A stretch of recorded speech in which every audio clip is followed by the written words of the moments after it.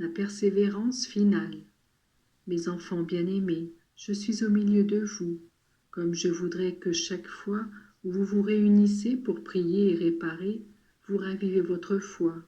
Ce serait un moyen de rendre votre prière plus efficace, pour en faire un vrai dialogue et une manifestation de votre charité fraternelle.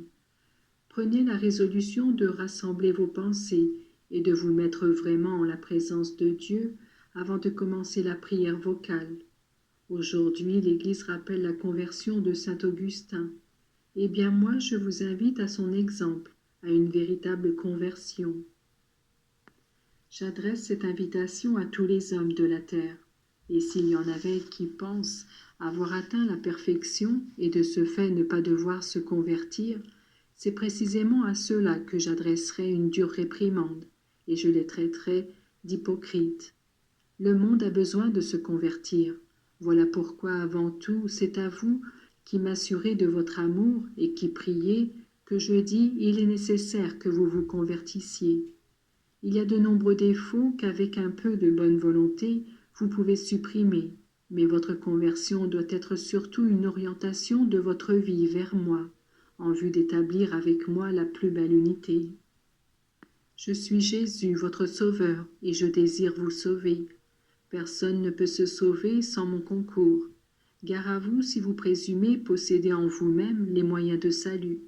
Je pourrais vous dire que sont tombés les cèdres du Liban, c'est-à-dire qu'ont péché des personnes qui avaient atteint une statue spirituelle enviable.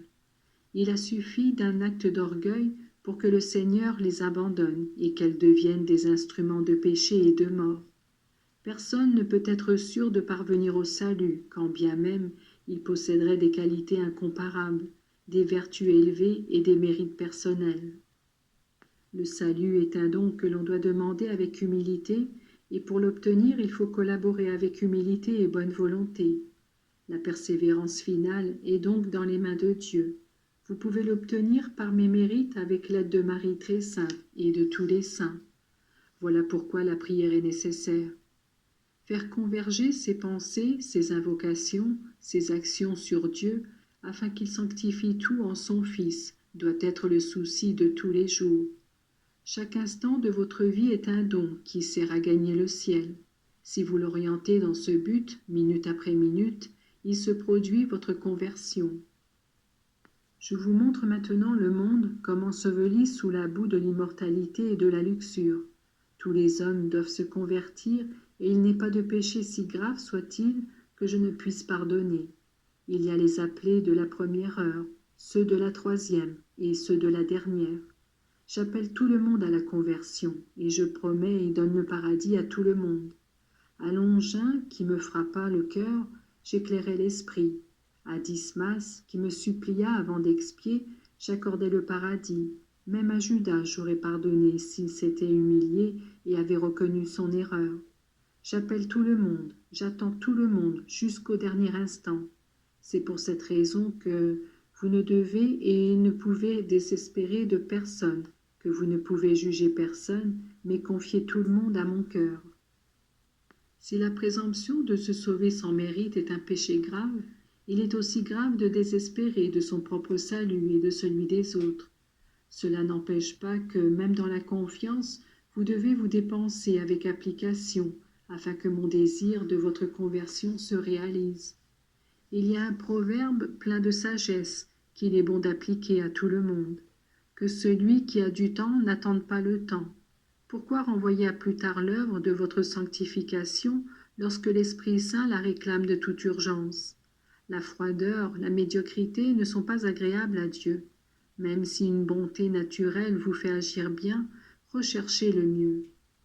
Sachez que lorsqu'il peut faire commettre de péchés graves aux âmes, le prince de ce monde les entraîne à l'indifférence religieuse, à la négligence de leurs devoirs, sûr de réaliser ensuite ses desseins.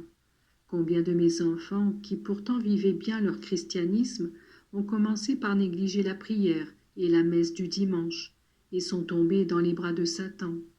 Combien de religieux qui ont commencé presque par inadvertance à manquer l'observance de la règle sont ensuite tombés dans de graves péchés.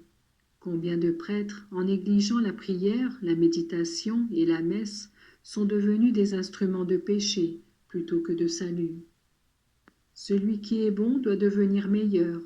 L'âme chrétienne est comme une embarcation, si elle ne rame pas, si elle ne veille pas continuellement, elle risque de se faire entraîner par le courant et de périr. Mes enfants, que l'exemple de saint Augustin soit un appel pour tous à chercher la foi, la vérité, le bien avec humilité, sérénité et force. Et pour tous les Augustins qui, dans le monde, attendent votre aide, priez, souffrez, agissez. Quand la fatigue physique ou morale vous saisit et que vous êtes tenté de ralentir, que la pensée de votre conversion vous donne du courage et que votre marche vers Dieu soit aussi une aide pour vos frères. Chaque chrétien peut être un levier qui soulève le monde. Votre énergie spirituelle doit secouer tous les hommes et servir à bouleverser le monde.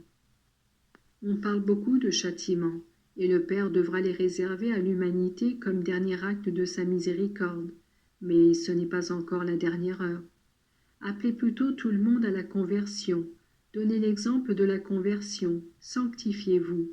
On n'aura pas de raison de craindre un châtiment. Mes enfants, je vous bénis tous un à un. Que la paix soit avec vous, maintenant et toujours.